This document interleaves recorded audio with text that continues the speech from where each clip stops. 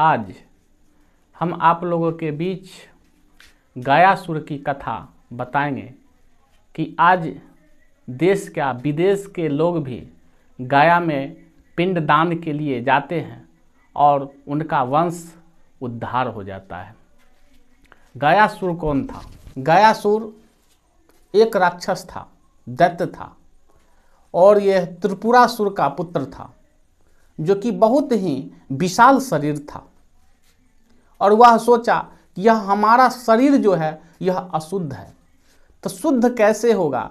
तो सोचा क्यों न भगवान विष्णु का आराधना और पूजा किया जाए। एक असुर रहते हुए उन्होंने हजारों वर्ष तक तपस्या किया, यहाँ तक कि अपने सांस को भी रोक करके तपस्या करना शुरू कर दिया। इस पर देवताओं के राजा इंद्र जो हैं वो घबरा गए और सोचे कि हमारा गद्दी तो हड़प नहीं कर लेगा, हड़प तो नहीं लेगा। और उन्होंने भगवान विष्णु के पास जाकर के कहते हैं कि हे प्रभु, हमारी रक्षा करें, क्योंकि आपका भक्त गयासुर जो है काफ़ी तपस्या कर रहा है। तब भगवान विष्णु कहते हैं कि हे इंद्रदेव, आप चिंता न करें, यह जगत के कल्याण के लिए यह बहुत बड़ा तपस्या कर रहा है।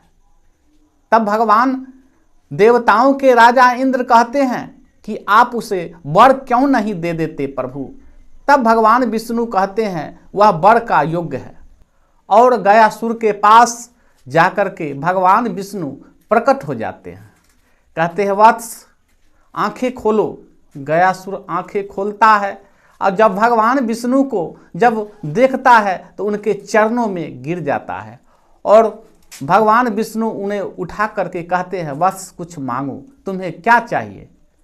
तब गयासुर कहता है कि हे प्रभु, हमें यह वर दें कि संसार में जितने भी तीर्थ स्थल है सबका पुण्य जो है हमारे शरीर में प्रवेश हो जाए, और जो भी व्यक्ति हमें अगर देख ले तो वह पुण्य आत्मा बन के स्वर्ग का भागी बन जाए या वैकुंठ उनको प्राप्त हो जाए।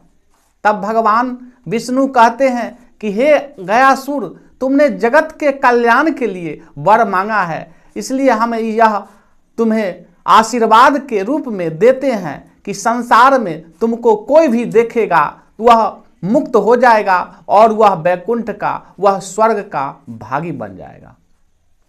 ऐसा जब हुआ, वह वरदान दे करके जब चले गए तो संसार में उथल पुथल मच गया। अब पूजा पाठ भी लोग कम करना शुरू कर दिए और गयासुर सोचा क्यों न संसार भ्रमण करे, और जिस ओर से जाता था और पापी भी अगर उसको देख लेता था तो वह पाप से मुक्त होकर के वैकुंठ चला जाता था।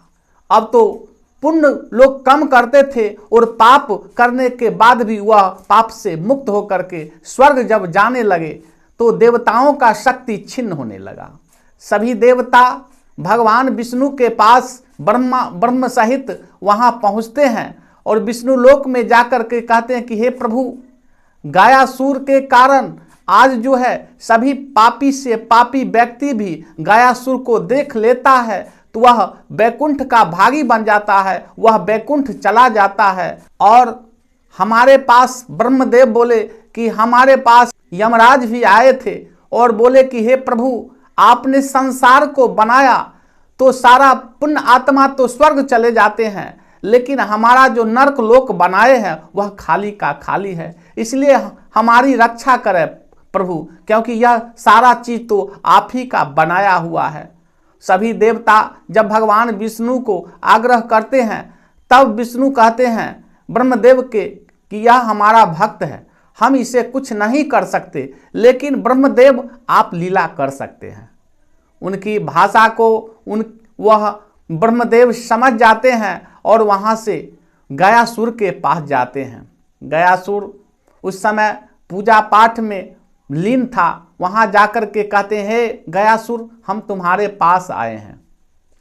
तब गयासुर जब भगवान ब्रह्मदेव को देखते हैं उसी वक्त उनके चरणों में गिर जाता है और कहता है प्रभु, आप आए हैं, मांगिए, जो आपको इच्छा है आप मांग सकते हैं।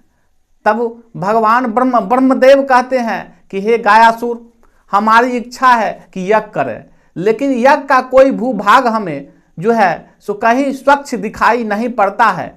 इसलिए हमारी इच्छा है कि तुम्हारे शरीर पर ही हम यज्ञ करें। तब गयासुर कहता है कि प्रभु यह तो बहुत ही अच्छा आपने सोचा है, यह बहुत आप अच्छा कर रहे हैं, ठीक है आप हमारे शरीर पर विराजमान होकर के यज्ञ करें। और गयासुर जाकर के, क्योंकि उसका बहुत ही विशाल शरीर था, जाकर के सो जाता है। उस पर ब्रह्मदेव जो है बैठ करके यज्ञ करना शुरू कर देते हैं, लेकिन उसका शरीर जो है इधर उधर करता था तो हिल जाता था। तो सभी देवता को आग्रह किया, सभी अंग पर जाकर के सभी देवता बैठ गया, उसके बावजूद भी शरीर जब हिलने लगा, उसी वक्त ब्रह्मदेव भगवान विष्णु का आराधना करना शुरू कर देते हैं कि हे प्रभु आप आए और इस यज्ञ को सफल बनावें।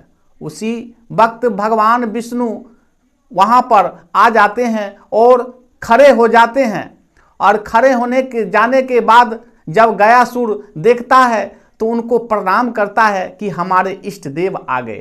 तो प्रणाम करने के बाद कहता है कि हे प्रभु हमारी एक इच्छा है। तब बोलते मांगो वत्स क्या चाहिए? तो बोले कि हमें एक शिला बना दें। इस पर भगवान विष्णु काफ़ी खुश होते हैं और कहते हैं गयासुर एक शिला बनते हुए भी जगत के कल्याण के लिए ऐसा कर रहा है। तो हाँ प्रभु, मैं बहुत ही पापी असुर था, लेकिन आपके आशीर्वाद के कारण आज मैं पुण्य आत्मा बन गया। इसलिए प्रभु हमें आशीर्वाद दें कि मैं एक शिला बन जाऊं और यहाँ जो भी भक्त अगर यहाँ दान तर्पण अगर अपने पूर्वज के लिए करेंगे तो उनका उद्धार आप कर दीजिएगा।